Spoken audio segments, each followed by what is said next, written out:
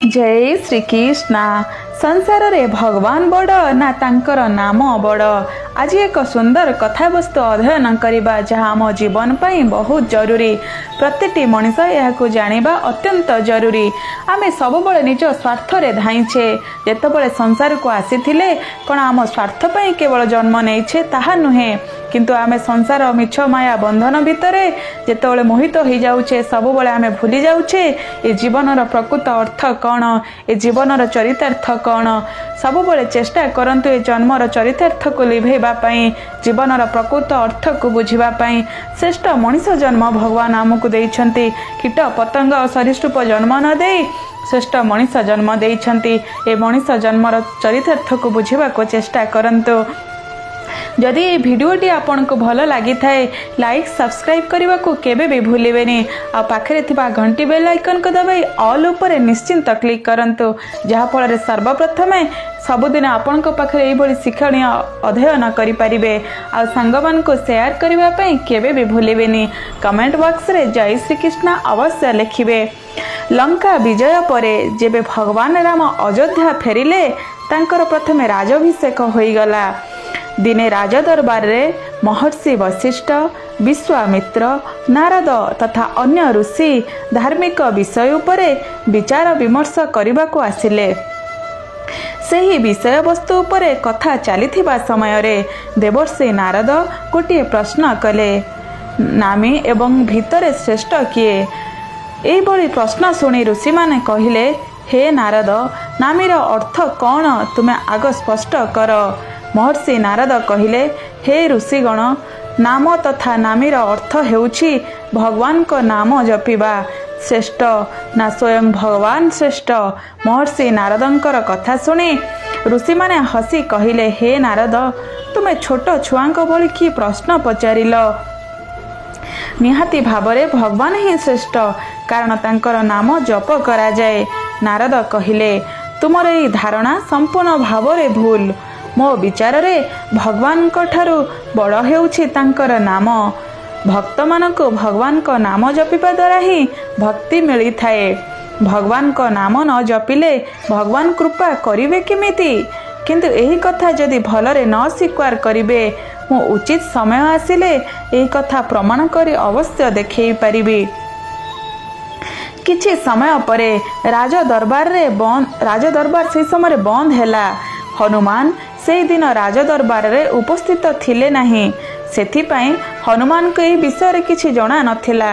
परदिन राजदरबार आरंभ हेबा पूर्वरु नारद मुनि हनुमान को डाकिले एवं कहिले, हनुमान, राजदरबार को गले तुमे समस्त को प्रणाम करिब, किंतु ऋषि विश्वामित्र को प्रणाम करिब नाही। से सिना ऋषि होइछंती हेले से ब्राह्मण नुहंती।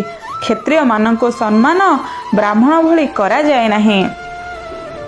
हनुमान भाविले, नारद हेउछंती देवता मानकर ऋषि ठीक कहूथिबे, तांको कथा मोर मानिबा कथा।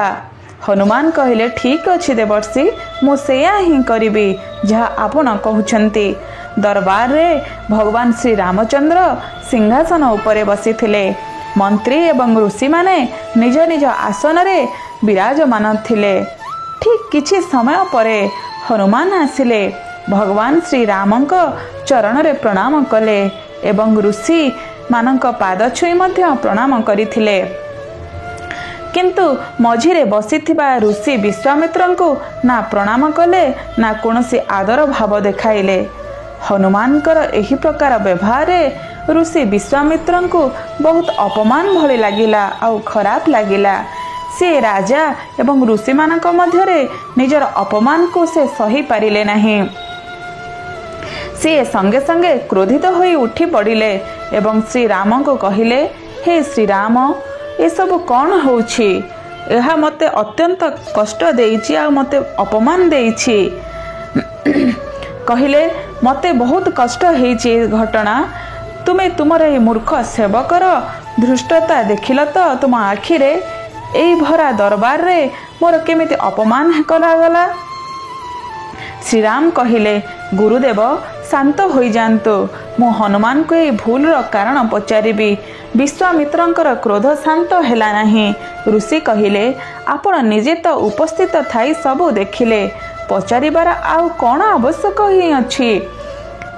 अस्त्र शस्त्र क्षेत्र में मु हूँ तुमर गुरु किंतु यह हूँ मोर गुरु आज्ञा से दुष्ट को दंड दियो। नारद भी विश्वामित्र कथारे हाँ रे हाँ मिसाई कहिले भगवान विश्वामित्र ठीक कहउछन्ते। हनुमान ऋषि विश्वामित्र को प्रत्यक्ष भाव अपमान करिछन्ते। आपणक उद्दंड सेवक को दंड मिलिबा निश्चिंत दरकार।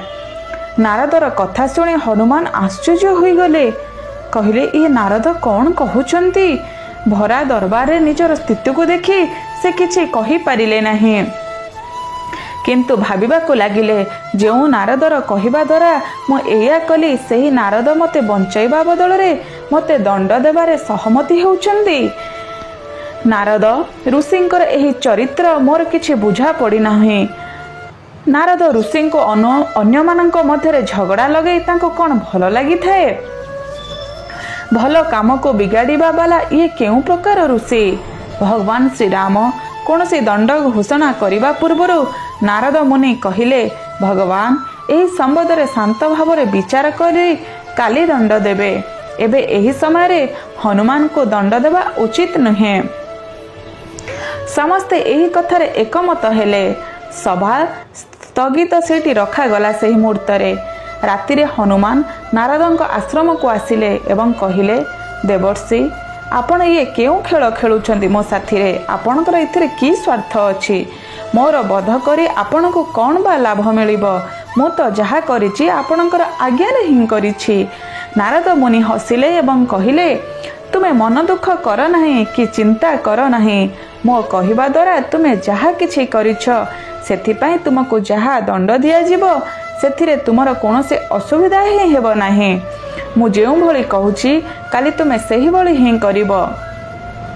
काली सकाळु सूर्य उदय परे समुद्र तटरे ओम संग रामाय नमः एही मंत्र को जपी चलिबो। केही किछि भी कुहंतु तुमे किछि भी सुनिबो नाही बास एही प्रेम भाव रे जपिबो। सकाळ हेला हनुमान स्नान करि सारी समुद्र तटरे छिड़ा होई मंत्र जपिबाकु लागिले। राज दरबार रे आरंभ हेबा परे जेबे हनुमान दरबार उपस्थित हेले से उपस्थित हेले नहीं। श्री राम पचारिले हनुमान कुआडे गले ए पर्यंत आसिले नहीं कौन पाई। विश्वामित्र कहिले आपण आज दंड देबार थिला ना बोध हुए सेथिपाई से डरिके आसी नाहंती। नारद मुनि कहिले मु एही किछि समय पूर्वरु हनुमान को समुद्र तटरे ध्यान करुथिबार देखिकी आसिले।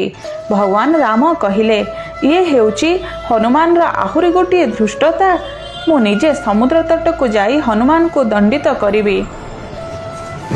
श्री राम विश्वामित्र ऋषि एवं मंत्री माने समस्ते जाई समुद्र तटरे पहुँचिले दंड देवा पाई। श्री राम निजर भक्त को बारंबार करुणा भरा दृष्टि देखुथिले एवं भाबुथिले मो दुर्दिन रे साथी मोर परम भक्त उपरे मु केमिति बाण चलैबी। सेपटे ऋषि विश्वामित्रंक कोप करिवार भय तांको विचलित करुथिला। गुरुंकर मर्यादा रक्षा करिबा पई से हनुमान को दंड देबा पई निश्चिंत कले। श्री राम धनुरे बाण चढ़ाइले एवं हनुमान को लक्ष्य करी बाण छाड़ीदेले। अरे ये कौन हैला। बाण तो हनुमान को शरीर किछि दूर रे ही रहीगला।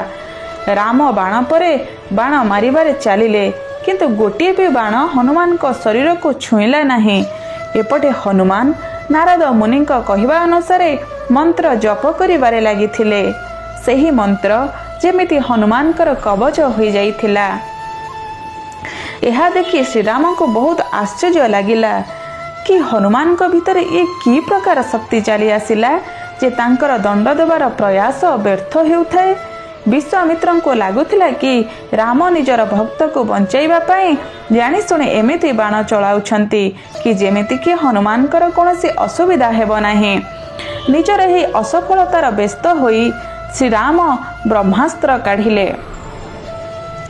जेमिति श्रीराम ब्रह्मास्त्र उठाइले सबुआडे आहाकार होईगला। नारद कहिले ऋषि विश्वामित्र हनुमान अपराध को क्षमा करि दियो। जदि श्रीराम ब्रह्मास्त्र छाड़देवे तेबे हनुमान नुहे सबुआडे प्रलय होइजिब। ब्रह्मास्त्र बाहरुथिबा निआं को देखी ऋषि विश्वामित्र भी डरी गले एवं श्रीराम को कहिले, हे राम ब्रह्मास्त्र को रखी दियो, हनुमान को मु क्षमा करिदेली। एतिकी शुणी हनुमान को जेमिति जीवन मिलीगला। रामचंद्र को धर्म संकट मुक्ति मिलिला। समस्ते खुशी होइगले। सही समय रे हनुमान विश्वामित्र को आसी क्षमा मागिले एवं नारद मुनि को चाहिए। नारद हसिले एवं कहिले, प्रभु यार कारण हेउछि मु कहिथिली भगवान बड़ ना भगवान को नाम बड़। आपण निजे ही देखिनेले हनुमान निजर इष्टदेव भगवान रामंकर बीज मंत्र जपिबा द्वारा भगवानकर शक्ति क्षण होइगला। जो प्रभुंक नाम जप करा जाए सेही प्रभु निज नामर जप शक्ति आगरे शक्ति न होई जानती। सेथिपाई कहूतिली नामी ठारू नाम बड़। यह कही नारद देवलोक चली गले। जदि आपन को ये वीडियो को भल लगी थाए एवं ए वीडियो रु किछि शिखिबा को मिली थाए आपन को जीवन रे, ताले वीडियो को लाइक सब्सक्राइब करबा को केबे भी भूलिबे नाही। आउ कमेंट रे जय श्री राम जय हनुमान भी अवश्य लिखिबे। आउ सांग मान को शेयर करिवे। प्रतिटी मनुष्य जीवन रे ए सब को जानिबा अत्यंत जरूरी होई थाए। एई छोट छोट कथा हम जीवन रे बहुत समस्या दूर मध्य करि थाए। जय श्री राम जय श्री कृष्ण।